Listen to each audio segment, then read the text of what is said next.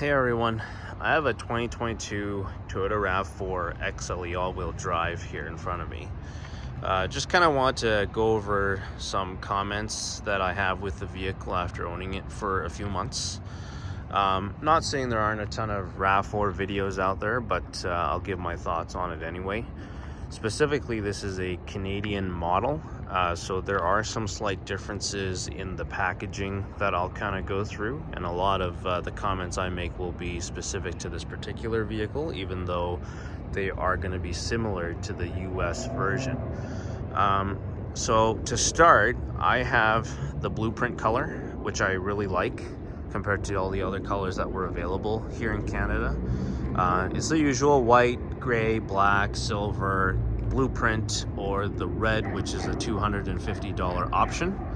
I like the blue because it doesn't make it look like I'm driving a taxi or an Uber or some kind of boring fleet spec car like the rest of the lot. They have the updated color on the wheels, so they're a little darker. They were silver on the pre-facelift models. And I've actually kind of noticed a lot fewer of these on the road, probably because of supply constraints. These updated models have the fog lamp delete, but they have the new updated headlamps. The first comment I'll make is that there's two variants of this headlamp. There's the cheap and the expensive version, and the XLEs have the cheap version that you can tell because it has the incandescent turn signal. If you get the hybrid SE, XSE, or limited, they come with the more expensive versions with the LED turn signal. And another comment that a lot of people don't realize is this piece here, it's a decorative piece of plastic on the cheap version. On the expensive version of the headlamp, they're actually an accent light with this one. So on the expensive vehicles, this is actually the DRL completely, and the main bulb does not illuminate during the daytime. On this particular model, the main bulb is the DRL, and that is not illuminated. Usually there's specific guidance in terms of how bright a DRL needs to be, but I like the more expensive version better because if I flash someone during the daytime and the light isn't on to begin with, it's binary, on and off, and they can see it. Here, not so much. We've got the block heater outlet down there, pretty standard stuff. In Canada, XLE comes with the power moonroof tailgate as standard equipment, as well as the heated seats and steering wheel. So basically it's got the convenience and weather packages as standard equipment. I also have the roof rack attachment. The LE models, they got rid of the black roof rails for 2022, so if you want to get the roof rack attachments, you have to get XLE. On the interior, not much going on. Door sills come standard on Canadian models, as do wheel locks and these all-weather floor mats. 2022 models also have the illuminated window controls and mirror controls, which they should have included on the pre-facelifted models, if I'm being honest. Power seat on XLE. Just getting inside here.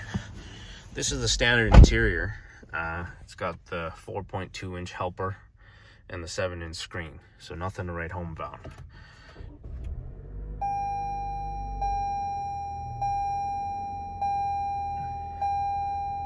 Now, in Canada, because we use metric, the numbers are upright. They don't point in the direction of the number like the US models with miles per hour. I'm getting 6.4 liters per 100 kilometers on this particular tank, mostly highway driving, which is actually better than the rated 7.1 and matches essentially the hybrid's fuel economy at 6.3. To translate, I'm getting about 38 miles per gallon right now, even though the vehicle is rated at 34 on the highway. City, it goes to about 8. So city, you definitely want the hybrid, but they're tough to get. This also only includes the 7-inch screen. It really doesn't do anything other than play the radio, display some fuel economy information, and quick dial your phone. Canadian models do not have the satellite radio with this head unit. It is fine because it does everything I need it to do, and also this is not gloss black. So if I press any of these buttons, it's not getting a bunch of fingerprints. And the screen's also like a matte finish. It's not a glossy finish, so same idea. I know the 2023s are supposed to get the 8-inch screen as base, which, you know, we've seen. And the 10-inch screen as the upgraded head unit on like the limited. Well, if you want to spend $50,000 plus on a RAV4, you go for it. But I don't, because it's a basic car. The XLE also doesn't have the toggles to close the vents in the middle. You have to get XLE Premium to do that. Dual zone climate control, heated seats, standard plug. Comes with Apple CarPlay, but I don't use it because I live in Calgary here and it's not a big city.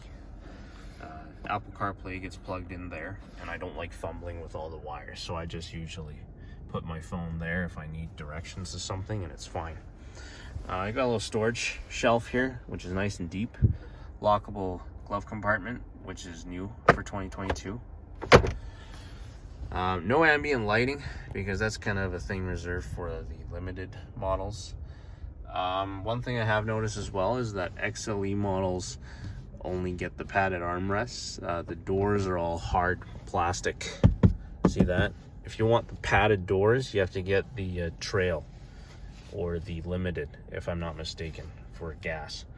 It comes with the heated and leather wrapped steering wheel. I'm not gonna lie to you, this is probably the cheapest leather that Toyota could probably find out of the parts bin. I know Hondas have better leather on their steering wheel. That is basically reserved for Lexus with these folks. Excuse me.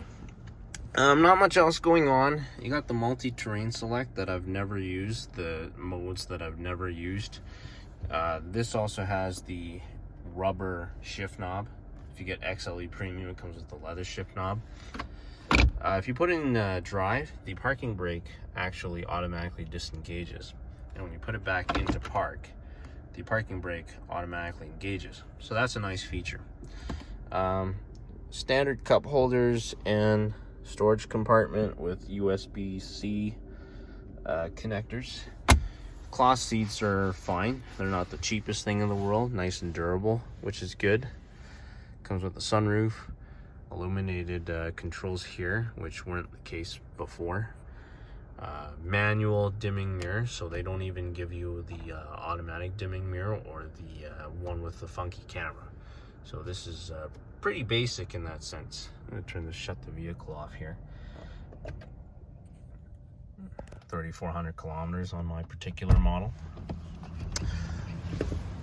If we go back to the back seat, like I said, standard no frills experience, cloth seats. You got the door sill protector again, that is factory on Canadian models. More USB-C connectors. They have air vents. LED interior illumination for the 2022 model year. So gone is the switch that says off, on, and door. It's just a binary light.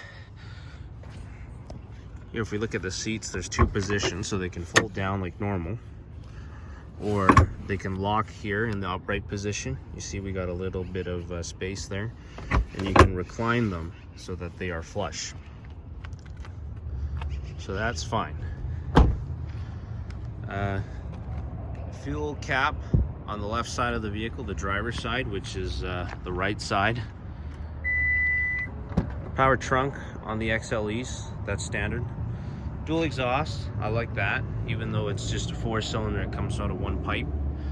We have the carpet floor mats just in the bag, because the dealer puts the all-weather mats in first, because that's standard. And we have the compact spare. XLE models have this cheap plastic divider here for that storage compartment. If you get XLE Premium or above, they come with the net. And we have an LED light. The pre-facelift models with the incandescent lights had an on-off switch. This one doesn't. So it comes on with it when the door opens. I like the tonneau cover that retracts like that, because if you don't need it, it just pulls back into the bar, and the bar is stowable under the floor there, so it's not like you have to put it in the garage. I like tonneau covers like that because I don't like the ones that, you know, hook up to the top of the tailgate there. Like, I hate those. Lexus NX has that. I don't like it.